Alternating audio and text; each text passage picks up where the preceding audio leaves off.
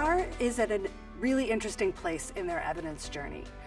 They took on the challenge of demonstrating to folks that actually better results means better results in all of the schools that they have been implementing in and across a wide range of contexts. So they now have rigorous, credible evidence that they affect student outcomes across all of the schools that they work with.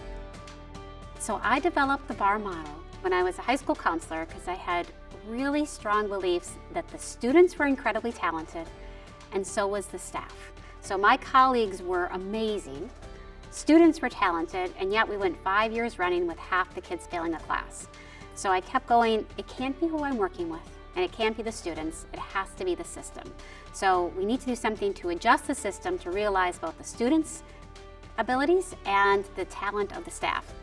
One of the things about BARR, though, that I think is really important is I was really committed to doing research on BARR from the very beginning, because I was a practitioner and I was asked to do many things, and I often questioned, if I do this, will it make a difference? So I'm really protective of the education field and felt really passionately that anything that I was asking a fellow educator to do, I knew that it would work.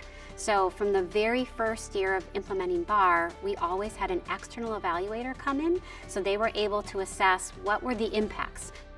I realized that the model showed promise really because it was developed by somebody on the ground. It wasn't ivory tower, it wasn't developed by a researcher or a theorist, it was developed by somebody who was very real to address a real problem. That's when I said this one is different. And I think the BARR model, its developer, Angela Jerabek, was intrepid. She really wanted to know if it worked, and if it didn't, she wanted to know that as well. I think the fact that she was willing to test this model greatly impacted BARR's success, because when something needed to be tweaked, she went after it right away. When she saw something that needed attention, she went after it right away.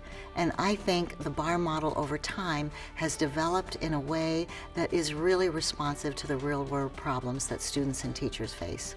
In order to make sure that more teachers and schools use evidence-based practices, they need to hear not just about the research findings, but about the experiences of teachers and schools who are currently using practices that we know work. Well, I'll start with the teachers, because they're like the closest to the actual intervention. And we found significant improvements in teachers' feelings about their colleagues, teachers' collaboration with their colleagues, and a number of other measures of teacher well-being and teacher self-efficacy. That indicates that the environment that the students were learning in changed, because the teachers experienced it to be different too.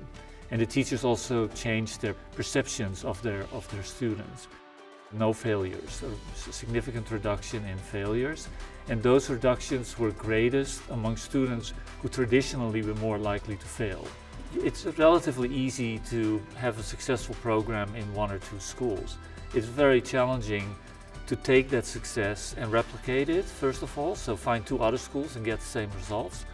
And then to scale it is even more difficult. You know, this is the kind of thing that you want to see. You want to basically see something work on a small scale laboratory type setting, and then you want to sort of see it remain successful when you scale it up. And that's basically what we're seeing here. So that's very important. I think what you can learn from this is that implementation of BARR is possible under many different scenarios. It's a program that is robust to context, is what I call it. So it doesn't matter whether I have a large school or a small school or an urban school or a rural school. It doesn't matter what the particular challenges or assets that my school has are. This program seems to work pretty much across the board. So as I reflect upon BARR and its evidence journey, I think the headline is it works. The evidence that BARR has built is credible to a wide range of audiences.